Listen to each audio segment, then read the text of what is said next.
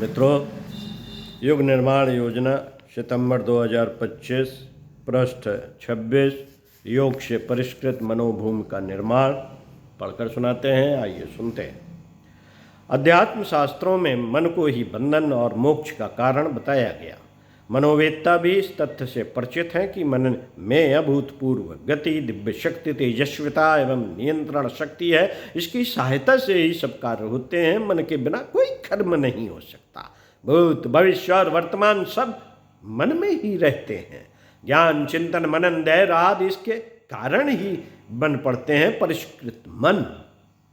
जहां अनेक दिव्य क्षमताओं का भंडागार है, वहीं विकृत मन स्थित रोग, शोक एवं आदि व्याधि का कारण बनती है। आध्यात्मिक साधनाएं, योग, तप आदि मन को साधने एवं परिष्कृत करने के विविध उपाय उपचार हैं। महर्षि पतंजलि ने योग दर्शन में चित्त वृत्तियों के निरोध को योग कहा। अनियंत्रित, अस्त व्यस्त और भ्रांतियों में भटकने वाली मना स्थिति को मानवीय क्षमताओं के अपव्यय एवं भक्षण के लिए उत्तरदायी बताया और इसे दिशा विशेष में नियोजित रखने का परामर्श भी दिया है। गीताकार ने भी मन को ही मनुष्य का मित्र एवं शत्रु ठहराया और इसे भटकाव से उबार कर अपना भविष्य बनाने का परामर्श दिया। इस संदर्भ में महर्षि वशिष्ठ का कहना है कि जिसने मन को जीत लिया उसे त्रैलोक्य विजेता कहना चाहिए। इन प्रतिपादनों से एक ही संकेत मिलता है कि मनोदशा की गरिमा शारीरिक स्वस्थता से भी बढ़कर मानी जाए और समझा जाए कि अनेक समस्याओं के उद्भव एवं समाधान का आधार इसी क्षेत्र की सुव्यवस्था पर निर्भर है। इस संदर्भ में सुप्रसिद्ध मनोवैज्ञानी हैक ड्यूक ने अपनी खोजपूर्ण पुस्तक माइंड एंड हेल्थ में शरीर पर पड़ने वाले मानसिक प्रभाव का विस्तृत पर्यवेक्षण प्रस्तुत किया। उनका निष्कर्ष है कि शरीर पर आहार के व्यतिक्रम का प्रभाव तो पड़ता ही है, अभाव व पोषक तत्वों की कमी भी अपनी प्रतिक्रिया छोड़ती है। काया पर सर्वाधिक प्रभाव व्यक्ति की अपनी मना स्थिति का पड़ता है। यह प्रभाव प्रतिक्रिया नाड़ी मंडल पर 36%, अंतःस्त्रावी हार्मोन ग्रंथियों पर 56% एवं मांसपेशियों पर 8% पाया गया। अनुसंधानकर्ता चिकित्सा विज्ञानियों ने अनेक रोगियों का पर्यवेक्षण करने के पश्चात निष्कर्ष निकाला है कि कोई ऐसा स्थूल कारण नहीं ढूंढा जा सका जिसके कारण उन्हें गंभीर रोगों का शिकार बनना पड़े। फिर भी वे अनिद्रा, अपच, उच्च रक्तचाप, हिस्टीरिया, कैंसर, कोलाइटिस, हृदय रोग जैसी घातक बीमारियों से ग्रस्त पाए गए। सबसे खास बात यह देखी गई कि किसी भी औषधि उपचार से उन्हें कोई राहत नहीं मिली। देखा गया है कि जब मनोवैज्ञानिक तरीके से उनका चिंतन प्रवाह मोड़ा गया तो सकारात्मक परिणाम सामने आए। बिना औषध उपचार से ही वे बहुत कुछ स्वस्थ हो गए। आज की प्रचलित तमाम उपचार विधियों, पैथियों एवं नवीनतम औषधियों के बावजूद नाना प्रकार के रोगों की बाढ़ सी आई हुई है।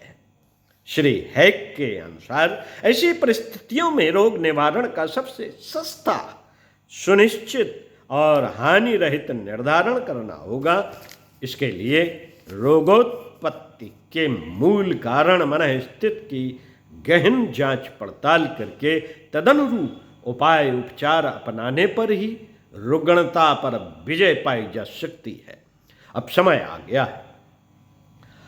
आ गया है जब होप अर्थात आशा, फेथ अर्थात श्रद्धा, कॉन्फिडेंस अर्थात आत्मविश्वास, विल अर्थात इच्छा शक्ति एवं सजेशन अर्थात स्वसंकेत जैसे प्रयासों को स्वास्थ्य संवर्धन के क्षेत्र में प्रयुक्त किया जाना चाहिए।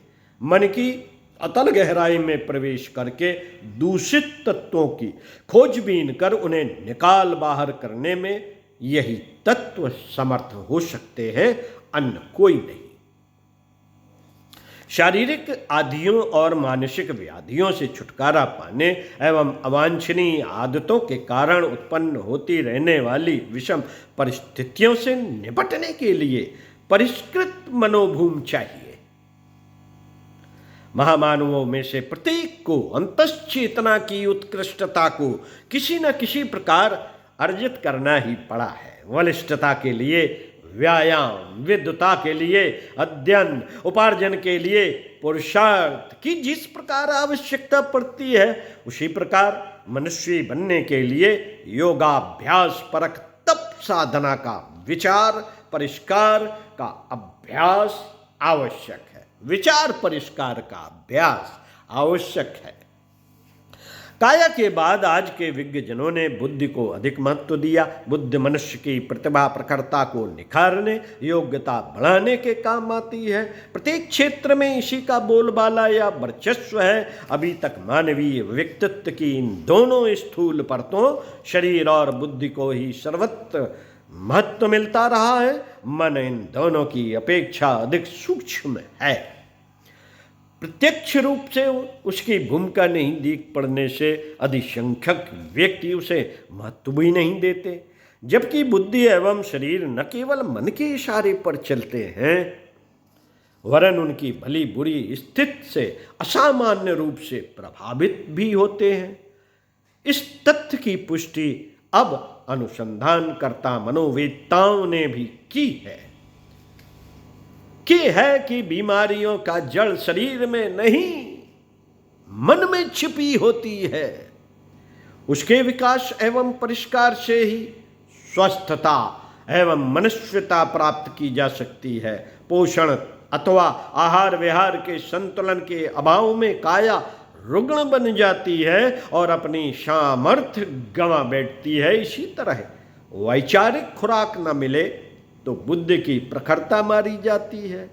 अधिक से अधिक वे जीवन सकट को किसी तरह खींचने जितना सहयोग ही दे पाते हैं। उपेक्षा की प्रताड़ना मन को सबसे अधिक मिलती है। फलतः उसकी असीम संभावनाओं से भी मनुष्य जाति को वंचित रहना पड़ा है। निरुद्देश्य भटकती एवं मचलती हुई इच्छाओं आकांक्षाओं का एक नगण्य सा स्वरूप ही मन की क्षमता के रूप में सामने आ सका है। मनोबल, संकल्प बल, इच्छा शक्ति की प्रचंड सामर्थ्य तो यत्किंचित व्यक्तियों में ही दिखाई पड़ती है। अधिकांश व्यक्तियों से मन की प्रचंड क्षमता को न उभारते बनता है और न ही लाभ उठाते। मन को सशक्त बनाना, उसमें सन्निहित क्षमताओं को सुविकसित करना तो दूर, उसे स्वस्थ और संतुलित रखना भी कठिन पड़ता है।